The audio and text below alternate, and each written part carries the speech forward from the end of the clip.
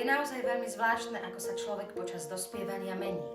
V istom veku s ním jednoducho začnú lomcovať hormóny a nedá sa s ním rozprávať. Áno, hovorím o puberte. V nemocniciach leží veľa pubertiakov a nájde sa aj zo pár takých, ktorí sú už na klaunov veľkí a odmietajú nás, lebo si myslia, že nás nepotrebujú.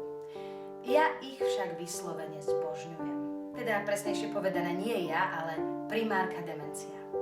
Som zdravotná klaunka a primárka demencia je mojou neoddeliteľnou súčasťou.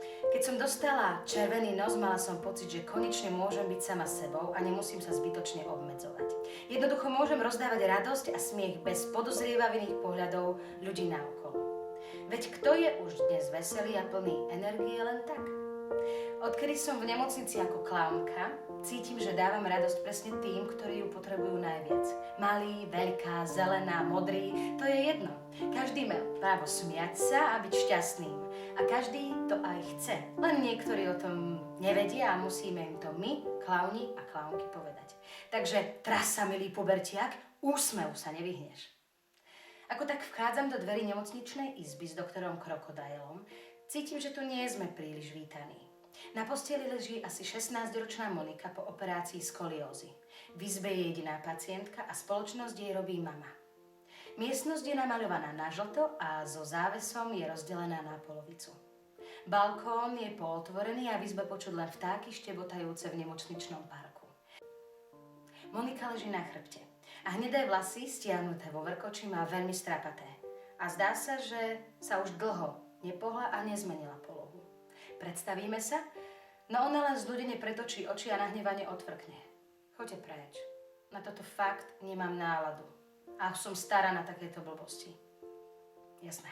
Každý pacient má právo odmietnúť nás. Ale práve v tomto prípade máme pocit, že toto nie znamená možno. Mama nad Monikou len nešťastne stojí. Nesmelo sa na nás usmeje a pokrčí plecami. Máme asi 3 sekundy na reakciu, potom bude neskoro niečo začínať. Adrenalín mi napovie. My sme neprišli za vami, ale za touto babkou. Poviem sebavedomo.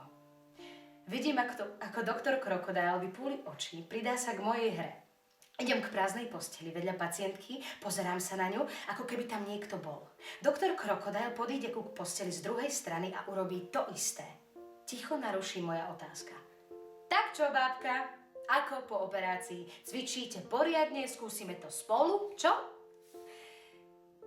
Chytím poskladaný paplón za konček a kolega intuitívne urobí to isté. Dvíhame paplón a vyzerá to, že sú pod ním nohy, ktoré naozaj cvičia. Všimla som si, že máme obecenstvo. Mamina aj dcéra nás neveriacky pozorujú. Potom doktor Krokodajl upozorňuje na jednu vymoženosť. Babi, vy tu máte polohovateľnú posteľ. Tuto zmačknete a pôjde to. Babka stačí. Babka! Ale už je neskoro. Lebo babkin vankúš sa dvíha a opäť klesá a nedá sa zastaviť. Nakoniec doktor vykríkne. Grcká! Rýchlo utekám k stolu, beriem odtiaľ malú bielu misku, prikladám ju k hlave neviditeľnej babky.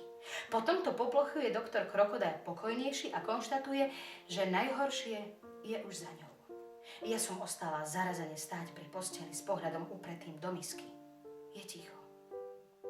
Jediné, čo počuť, sú rehoty maminy a dcéry. Môj pohľad je však stále vážny a ani to, že si mama utiera slzy od smiechu, ma nerozhádže. Doktor Krokodajl pomaly prichádza ku mne a obaja si užívame ticho prerušované smiechom. Pastelky! Vykríknem. Viac netreba. Tie dve sa už ani nesnažia maskovať smiech. Monika sa smeje len tak, ako jej to zdravotný stav dovoľuje. Syčím, kýcham a snaží sa čo najmenej natriasať. No keďže vidí, ako sa smeje aj jej mamina, ide jej to natriasanie veľmi, veľmi ťažko.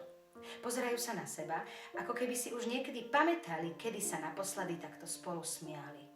Ale toto je práve tá chvíľa, ktorú milujem.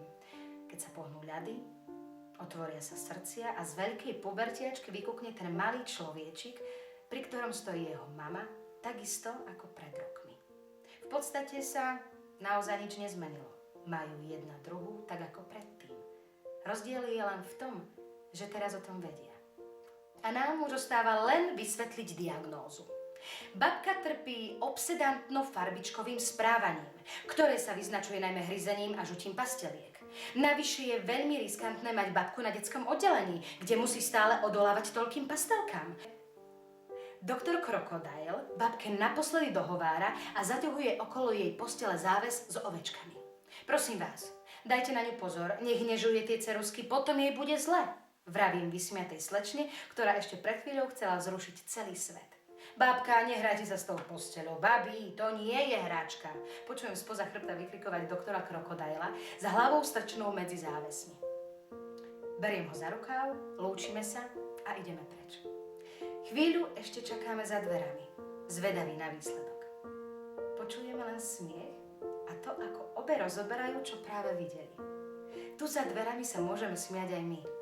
Som spokojná. A určite aj doktor Krokodil. Posilnený úspechom mierime do ďalších dverí.